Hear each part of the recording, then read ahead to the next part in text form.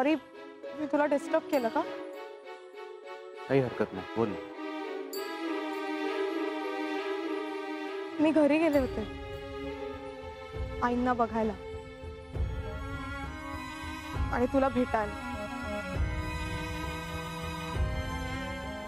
अजय, मी नाही राहू शकत तुझ्याशिवाय. मी सुद्धा तुला खूप मिस करतो. मला कॉम्प्लिकेशन अजून वाढवायचे नाही. मग आपण बोलायचं नाही का? भेटायचं नाही का? मम्मा नाही सोडणार तिचा हट्ट. मी हा रेस्टलेस होणारच. मी तुला प्रॉमिस करतो, मी तुला नाही सोडणार. तिवारी, गाड़ी रोको.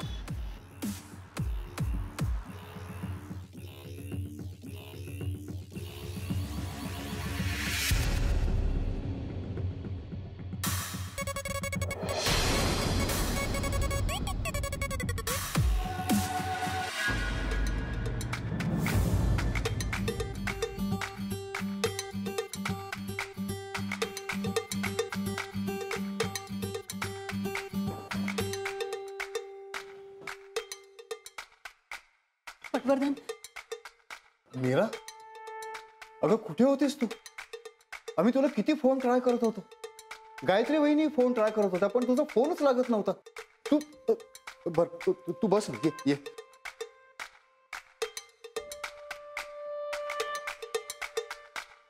एक मिनिट.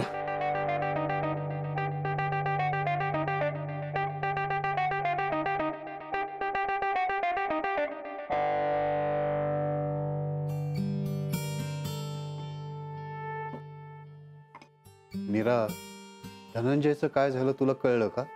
हो, ते कळल्याबरोबरच लगेच आले मी. हो, पण तू होतीस कुठे? मी खूप महत्त्वाच्या कामासाठी गेले होते. कसलं काम?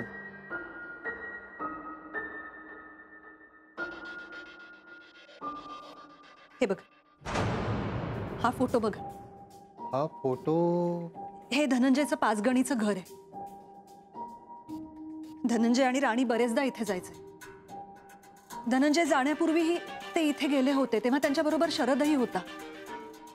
काहीतरी झालं होतं इथे ज्यामुळे धनंजयची तब्येत बिघडली होती. त्याचं बीपी वाढलं होतं. डॉक्टरांना सुद्धा बोलवून आणावं लागलं होतं. धनंजय आणि राणीचं नक्की भांडण झालं असणार आणि मला शंका आहे ते प्रॉपर्टीवरनच असणार. मीरा, तू हे पोलिसांना सांगायला हवंस. सांगणार आहे, वेळ आली की सगळं सांगणार आहे मी. पण मीरा, तुझ्या अशा अचानक जाण्यामुळे पोलिसांसमोर राणीने वेगळंच चित्र उभं केलंय. राणी आता सगळ्याच परिस्थितीचा फायदा घेणार ना.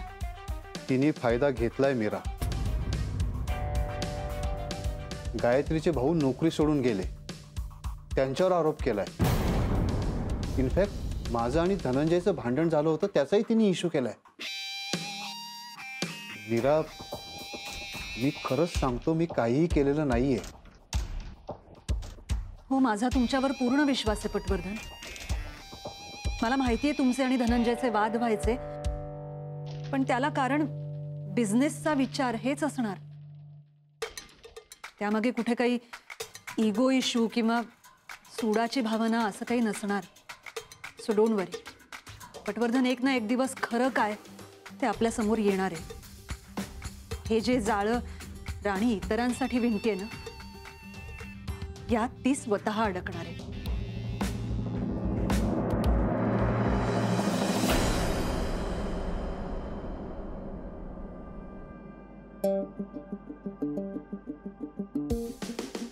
मिस्टर अजय ठाकूर, तुम्हाला वेळ नव्हता ना मला भेटायला? सॉरी, मी तुम्हाला डिस्टर्ब केलं, पण प्लीज फोन उचलत जा माझा. काही इम्पॉर्टंट गोष्टी तुम्हाला सांगता येत नाहीत मला. मी कामात होतो माझ्या टीम सोबत, त्यामुळे कॉल अटेंड करता नाही आला. It's okay. मी तुम्हाला एक्सप्लेनेशन नाही विचारलं. मला खूप महत्त्वाचं बोलायचं होतं तुमच्याशी.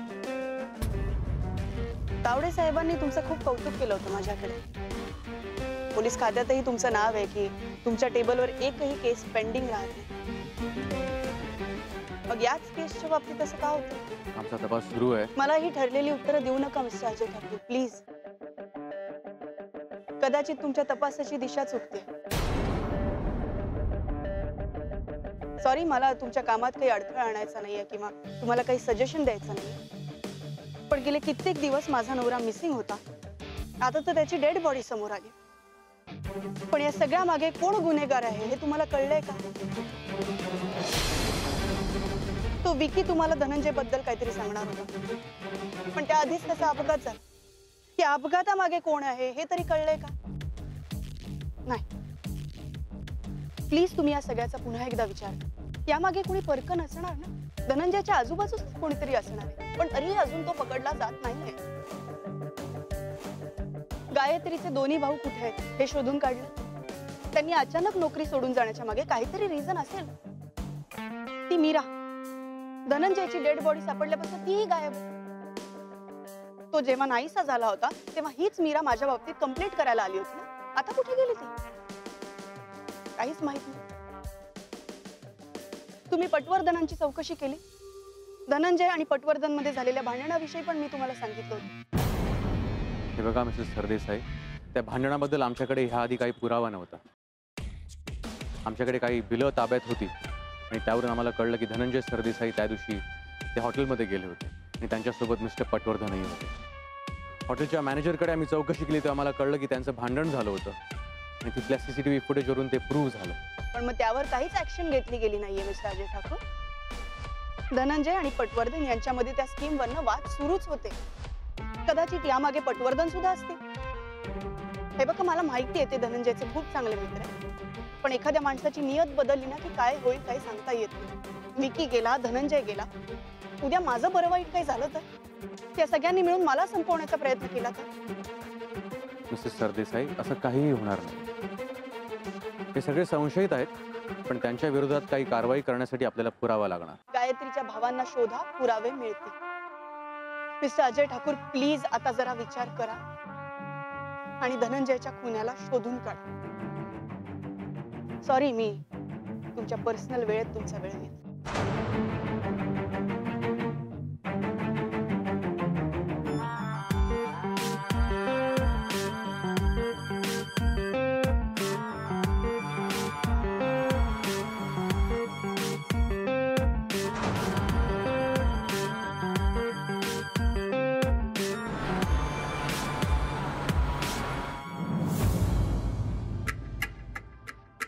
मिस सरदेसाई, सॉरी तुम्हाला वाट बघावी लागली. अजय ठाकूर, माझ्या भावाचं काय झालं? मारून टाकलं ना त्याला? अजूनही तुमचा माझ्या बोलण्यावर विश्वास नाही बसत आहे? मी सुरुवातीपासून तुम्हाला सांगण्याचा प्रयत्न करते, तुम्ही का नाही राणीला अटक करत आहात? बघा, आम्हाला धनंजय सरदेसांची डेड बॉडी सापडली, पण त्यावरून हे कळत नाही की हा खून कोणी केलाय. आणि पुराव्याशिवाय आम्ही राणी सरदेसाईंना अटक करू शकत नाही किंवा त्यांच्या विरोधात कुठली कारवाई करू शकत नाही. काय पुरावा हवाय तुम्हाला? धनंजय बेपत्ता झाला त्या दिवशी राणी कुठे होती हे पाहिलं तुम्ही? हा एक साधा प्रश्न विचारला तुम्ही तिला? या प्रश्नाचं उत्तर सापडलं असतं तरी तुम्हाला कळलं असतं की हे सगळं राणीने घडवून आणलंय. आम्ही सगळ्या शक्यता तपासून पाहत आहोत. ज्या दिवशी धनंजय सरदेसाई बेपत्ता झाले त्या दिवशी राणी सरदेसाई मॉलमध्ये होत्या. तिने तुम्हाला सांगितलं आणि तुम्ही इतक्या सहज विश्वास ठेवलात? आम्ही विश्वास तिच्या सांगण्यावर नाही तर मॉलमधल्या CCTV फुटेजवर ठेवलाय. आणि राणी सरदेसाईंची गाडी त्या मॉलमध्ये होती ही तिथल्या CCTV फुटेजवर कॅप्चर झाली. That's impossible.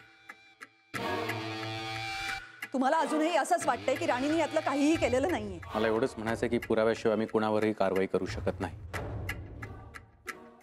मी तुम्हाला सारखी तेच सांगण्याचा प्रयत्न करते इन्स्पेक्टर. राणी हे सगळं प्रॉपर्टीसाठी करतेय आणि तिने यातलं काही केलं नाही हे फक्त ती दाखवते. पण तुम्ही राणीच्या विरोधात काही करणार नाही. तुम्ही माझ्या बिचाऱ्या वहिनीला बोलवून घेऊन तिची चौकशी करणार. तुम्ही मला पोलीस स्टेशन मध्ये बोलवणार, माझी चौकशी करणार. राणीचा ड्रायव्हर त्याला का सोडून दिलं तुम्ही? विकीचा खून झाला इन्स्पेक्टर. तो ऍक्सिडेंट आहे असं फक्त भासवलं गेलंय. काय केलं त्याच्याबद्दल तुम्ही? पटवर्धनांची काय अवस्था झाली आहे पाहताय का तुम्ही? पण तुम्ही या सगळ्याच्या बद्दल काहीही करणार नाही, याच्या विरोधात काही ऍक्शन घेणार नाही. या सगळ्यामुळे काय होतं ना इन्स्पेक्टर की खरा गुन्हेगार बाजूला राहतोय आणि बाकीच्यांनाच खूप त्रास होतोय. मी तुम्हाला हे परत परत सांगते, तुम्हाला का कळत नाहीये? मॅडम, तुम्ही काय बोलताय आणि आपण कोणासमोर बोलतोय याचं जरा भान ठेवा. एक मिनिट. माझ्या भावाचा खून झालाय आणि त्याच्याबद्दल काहीही तपास लागत नाहीये. म्हणून मला त्याबद्दल जाब विचारण्याचा पूर्ण अधिकार आहे. अधिकार आहे तुमच्याकडे, पण तो कसा वापरायचा हे तुम्हाला कळायला हवं. तुम्ही एक प्रोफेसर आहात, अशा वागण्याची तुमच्याकडून अपेक्षा नाही. मग मी काय करायला हवं? शांतपणे बसून बघायचं? आकांत तांडव करून काय होणार आहे? इन्स्पेक्टर, तुम्ही धनंजयचं विल क्रॉस चेक केलं? मला माहितीये राणीला धनंजयचं विल सापडलंय आणि तिचं असं म्हणणं आहे की ते तिच्या नावावर आहे, पण ते खोटंही असू शकतं. आम्ही फक्त विलच नाही तर धनंजय सरदेसाईंच्या संदर्भातली सगळी माहिती काढतोय. आमचा तपास सुरू आहे आणि त्या संदर्भात तुम्हाला काही सांगणं मला बंधनकारक वाटत नाही. धनंजय माझा भाऊ आहे आणि त्याच्या तपासाच्या बाबतीतली प्रत्येक गोष्ट मला कळायलाच हवी. सरदेसाई, मी तुम्हाला नम्रपणे सांगतो, आरडाओरडा करून काहीच होणार नाही.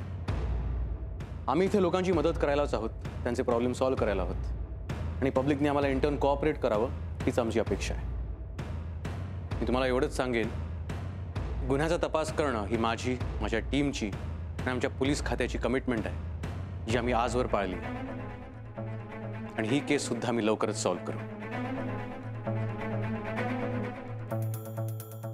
इन्स्पेक्टर, मला धनंजयच्या मारेकऱ्याला शिक्षा झालेली बघायची आणि मला माझ्या सगळ्या प्रश्नांची उत्तरं हवी.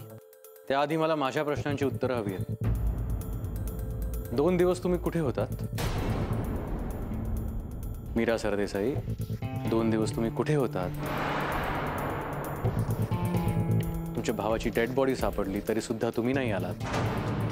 माझ्या फोनला रेंज नव्हती, मला कळल्याबरोबर मी आले. तुम्ही कुठे होतात हा माझा प्रश्न आहे. मी धनंजयच्या संदर्भातच माहिती गोळा करत होते. पुरावे पुरावे म्हणू शकता तुम्ही त्याला. आणि एकदा का मला हे सगळे पुरावे मिळाले की मग काही राणी वाचत नाही.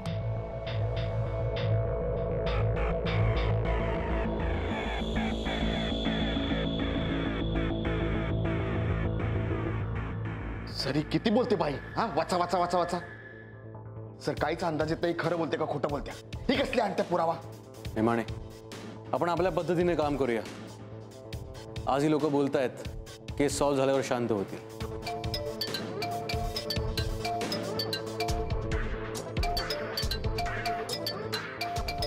सर, कुणाचा फोन आहे? लँडलाईन नंबर आहे. तर हा तोच माणूस असणार आहे. सर लाऊडस्पीकरवर फोन टाका. हॅलो. का फोन केलास? सहज कॉल करणे एवढा ना माझ्याकडे वेळ आहे ना तुमच्याकडे वेळ आहे. किती कामं करतोस तू, पण काय एवढं करून केस मध्ये काहीच प्रोग्रेस नाहीये. काय चाललंय काय? ऍक्शन घे काहीतरी. माझ्या टीमने किंवा पोलिसांनी काय करावं हे तू सांगायची गरज नाहीये.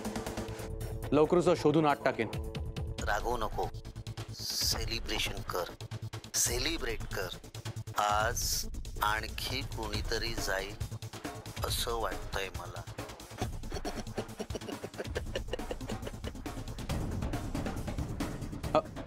हॅलो.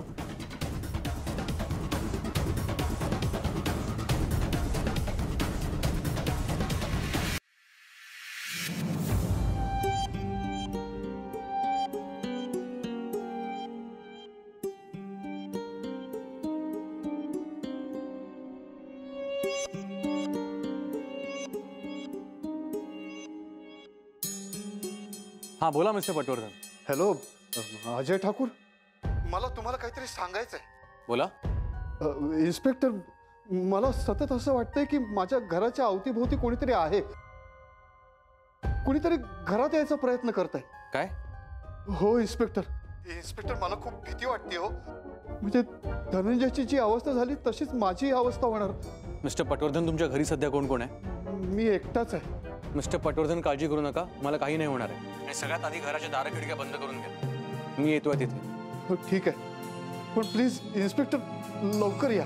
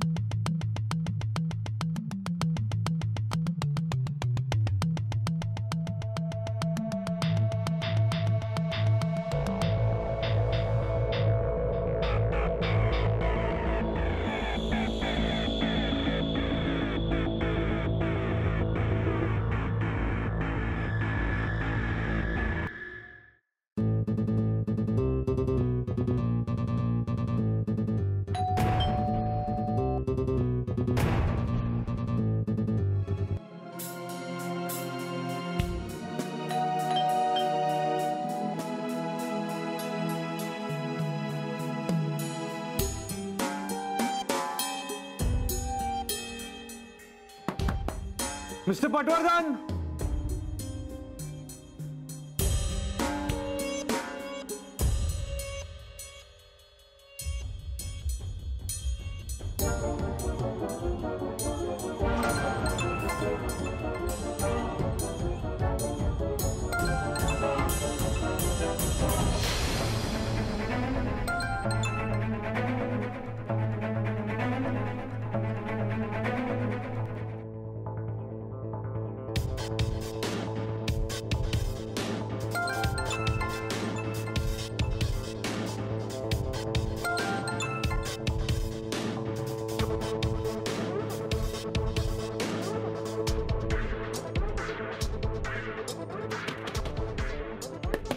मिस्टर पटवर्धन,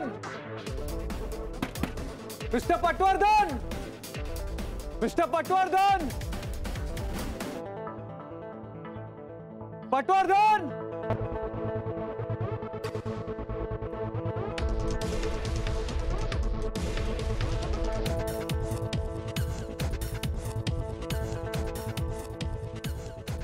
शेलर, ही पटवर्धनांच्या बंगल्यावर आहे.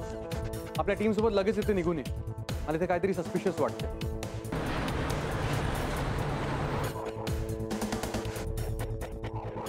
जय हिंद सर. जय हिंद. बरं, अर्धा तास झाला मी बाहेर थांबलोय. पटवर्धनांनी मला बोलवून घेतलं होतं, पण ते फोन उचलत नाहीत किंवा दारही उघडत नाहीयेत. दारं खिडक्या बंद आहेत, पण आतमध्ये लाईट चालू आहेत. मला सगळं संशयास्पद वाटतंय म्हणून मी तुम्हाला बोलवून घेतलं. Yes sir. दार तोडून आत जावं लागणार. Yes sir. Yes sir.